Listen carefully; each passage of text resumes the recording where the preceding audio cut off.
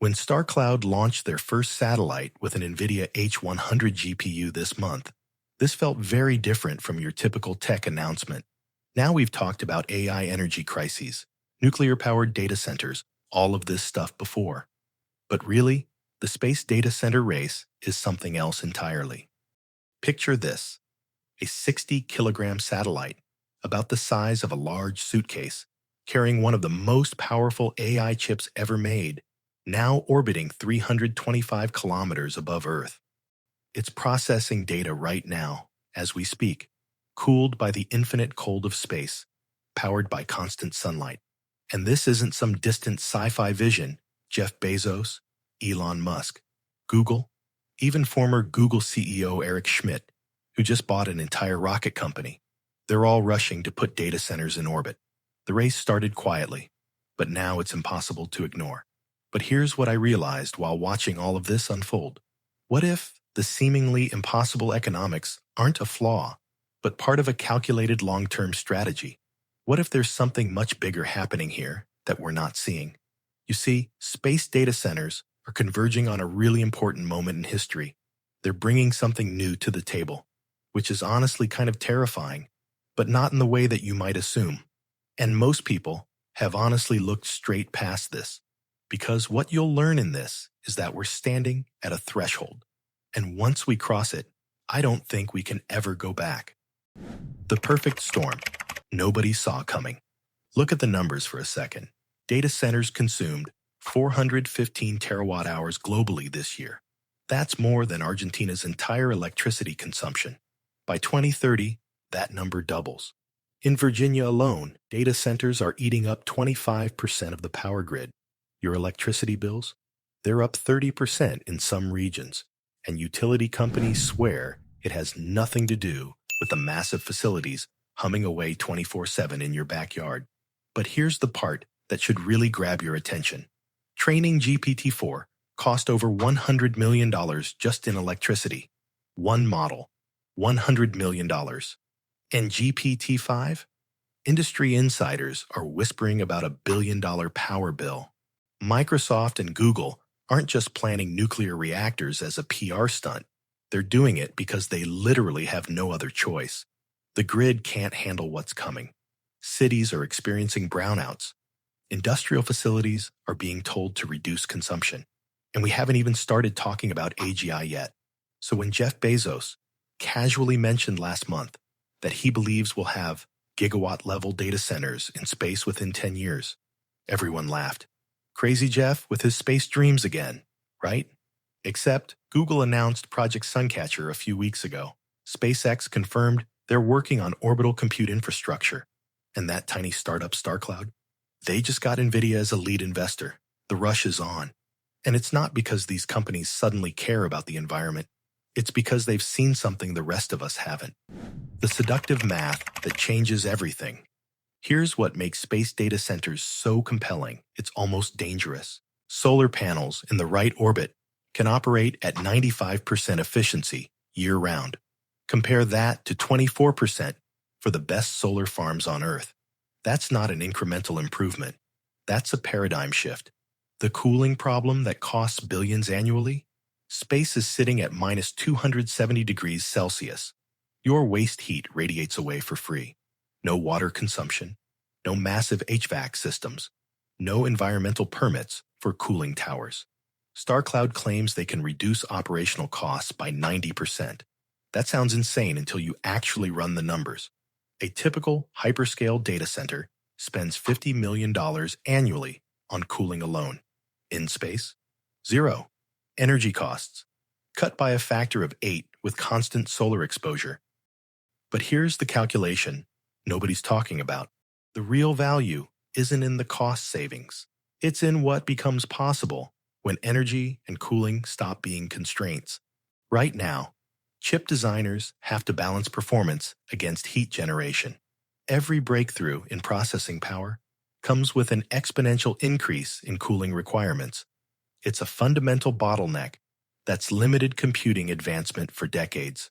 Remove that constraint, and suddenly, you can run chips at power levels that would melt a terrestrial data center. You could pack processors so densely that the heat output would be unsurvivable on Earth. The performance gains wouldn't be linear, they'd be exponential. The hidden infrastructure already being built. While everyone's debating whether this is possible, the infrastructure is quietly being assembled. Starcloud's seemingly modest 60-kilogram satellite with a single H100 GPU, that's not a proof of concept. It's a Trojan horse.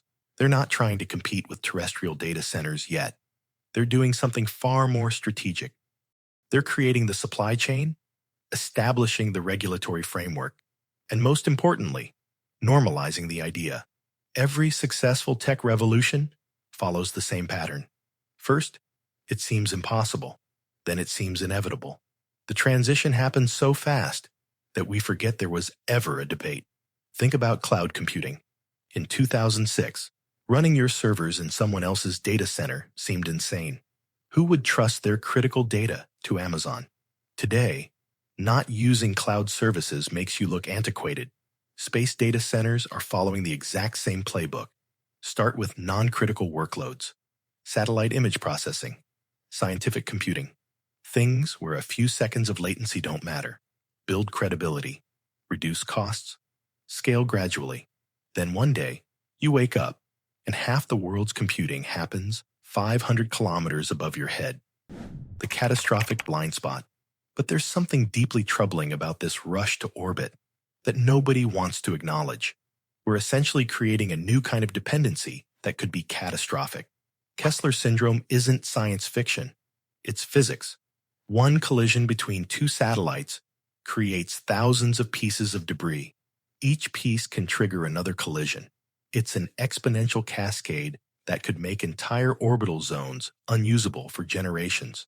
We've already had near misses. In 2009, an Iridium satellite collided with a defunct Russian satellite, creating over 3,000 trackable fragments. Those fragments are still up there, still dangerous, still multiplying every time they hit something else. Now imagine that happening to a 5-gigawatt orbital data center with 4 square kilometers of solar panels. The cascade wouldn't just take out satellites. It could trigger a chain reaction that makes low Earth orbit uninhabitable for centuries. But here's the truly dark part.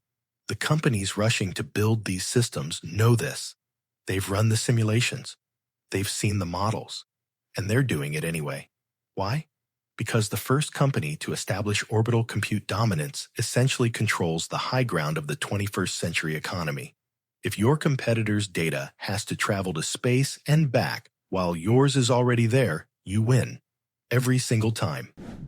The control grid. Nobody's discussing.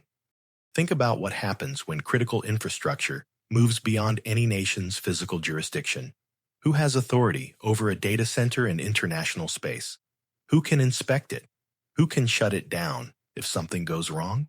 The Outer Space Treaty of 1967 is adorably quaint in its assumptions.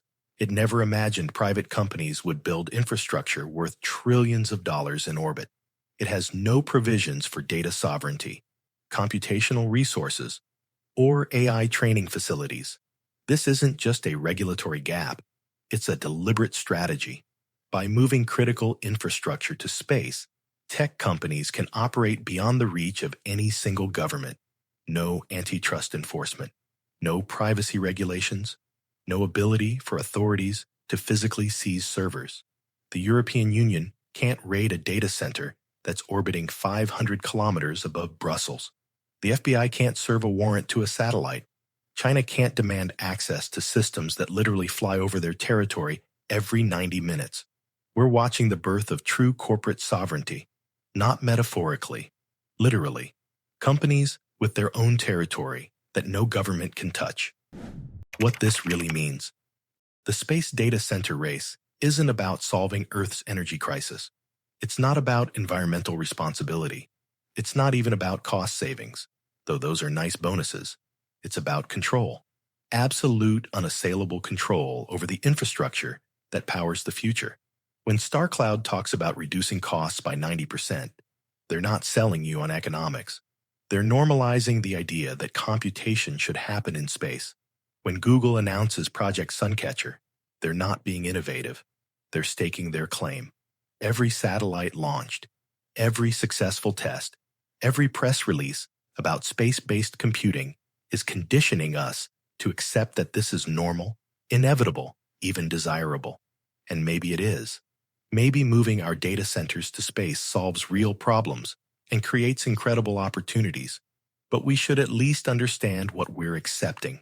We're accepting a future where the most critical infrastructure for human civilization exists in a domain where a single mistake could lock us out forever, where private companies operate beyond any government's reach, where the physics of orbital mechanics becomes more important than national sovereignty.